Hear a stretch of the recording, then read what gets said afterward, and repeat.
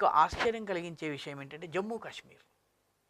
జమ్మూ కాశ్మీర్‌లో క్రైస్తవ మిషనరీలు చాలా యాక్టివ్‌గా పనిచేస్తున్నాయి. అక్కడ ముస్లిం కమ్యూనిటీలోనా? ముస్లింల నుంచి కూడా మతం మార్చడం జరుగుతోంది. మీకు ఉధంపూర్‌లో మిషన్ చాలా పెద్ద మిషన్ ఉంది. కిష్త్వాడ్‌లో చాలా పెద్ద మిషన్ ఉంది.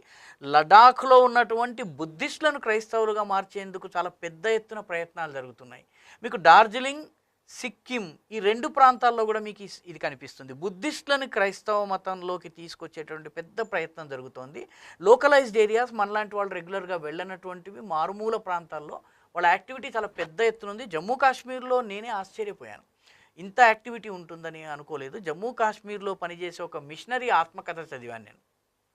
అతను జమ్మూ కాశ్మీర్‌లో ఏ ఏ ముస్లిం ప్రముఖులు క్రైస్తవ మతాన్ని రహస్యంగా స్వీకరించి పాటిస్తున్నారో ఆ వివరాలను ఇచ్చిన తర్వాత నాకు ఆశ్చర్యం కలిగింది. అంటే ముస్లిం సముదాయము హిందువులలోని దళిత వర్గం.